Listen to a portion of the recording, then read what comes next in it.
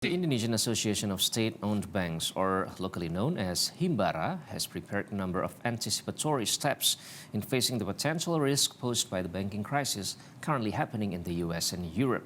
Indonesian state-owned banks are conducting stress tests. State-owned banks like Bank Negara Indonesia, or BNI, are taking steps such as strengthening its capital and maintaining short and long-term liquidity. Although the Indonesian economy this year is estimated to be resilient and can grow around 5%, the management of State-Owned Banks Association, Himbara, remains vigilant and mitigates risk that may occur due to the economic uncertainty and the recent global banking crisis. Some of the world's major banks, such as Silicon Valley Bank in the U.S. and Credit Suisse, are experiencing liquidity and capitalization difficulties that could have a negative impact on the national banking industry. The chairman of Himbara, who is also the president director of Bank Rakyat Indonesia, or BRI, Sunarso, revealed that there are a number of things that can be learned from the current crisis. In the case of Silicon Valley Bank, there are at least 5 risk combinations that contributed to the downfall of Silicon Valley Bank. This includes liquidity risks, market risks, and concentration risks as well. Itu tidak tersedianya likuiditas yang memadai untuk kebutuhan likuiditas jangka pendek ini sangat berbahaya. Dan kemudian contingency funding plan yang gagal, kemudian maturity mismatch asset versus liabilities. Jadi pentingnya bank mengelola maturity daripada aset dan liabilitiesnya itu supaya tidak terjadi mismatch, itu menjadi pelajaran penting bagi kita, terutama di liquidity risk. Kemudian saya melihatnya ini, secara pribadi saya melihatnya ini market risk-nya luar biasa, ya. Market risk-nya luar biasa, ya. Jadi di market risk, impact kenaikan Fed Fund Rate, ya, dari 0,25% menjadi 4,75%, ini menyebabkan unrealized loss yang AFS itu available for sale, ya, available for sale naik hingga 15,54% terhadap modal. Berbahaya juga concentration risk, ya, di mana nasabah terkonsentrasi di sektor startup dan teknologi. Ya, makanya kita kadang-kadang tidak mau mengumpulkan portofolio kita di satu keranjang, di satu basket itu karena ini adalah bahaya concentration risk ini. Meanwhile, the president director of Bank Mandiri, Darmawan Junaidi, said that banks in Indonesia are much more conservative and not concentrated on certain sectors like Silicon Valley Bank, which was focused more on startups and venture capitalists. The management style in Indonesia is also different. On a market-to-market basis, Silicon Valley Bank's securities portfolio is exposed to 15% of capital, while Indonesia's cannot be more than 5%.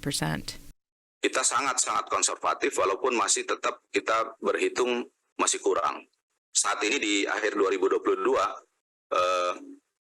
CKPN Bank Mandiri rasionya sudah mencapai 311%, dan ini tentunya memberikan signal bahwa kondisi bank saat ini sangat-sangat sehat dan juga secara permodalan sangat kuat. Artinya kalau kita melihat similarity dengan apa yang terjadi di sana dengan portfolio yang dimiliki, kemudian juga attitude dari manajemen bank-bank tersebut sangat berbeda dengan kita, dan kita tidak ada juga portfolio di sisi equity, dan secara mark to market kita juga disiplin melakukan hal tersebut. Kalau tadi kita lihat unrealized loss dari FVOCI atau available for sale dari portfolio surat berharga di Silicon Valley Bank itu sudah terekspos lebih dari 15% secara modal. Kita memiliki protokol tidak bisa lebih dari 5%. Jadi kalaupun ada secara mark to market, ya mungkin di kisaran yang cukup rendah antara 1-3% yang bisa kita kelola saat ini.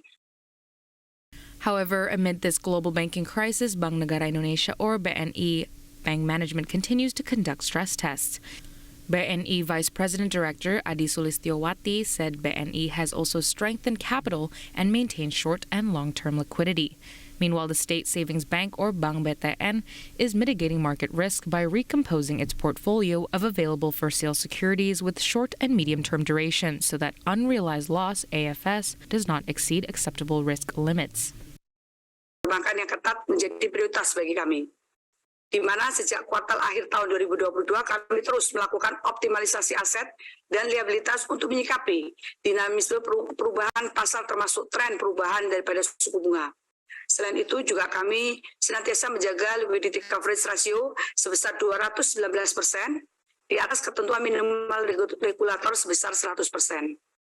Kami juga sebagian besar, hampir 100% dari surat berharga yang kami miliki, mungkin beda dengan bank-bank yang dicontohkan tadi yang terjadi di negara lain, maka sebagian besar atau dapat kami katakan hampir 100% berupa surat berharga negara. Dan kami juga memiliki cut loss policy di mana maksimal 3%, jadi secara umum bahwa unrealized atau apabila sudah mencapai 3% di tahun lalu sudah kami realize loss-nya. Sehingga angka unrealized loss dapat terjaga dengan baik. To deal with credit risk, Nixon said that stress tests will be carried out and the collection team will be strengthened. But for now, the banking crisis has yet to spread to Asia or Indonesia. And as it stands, there are no visible signs that it will.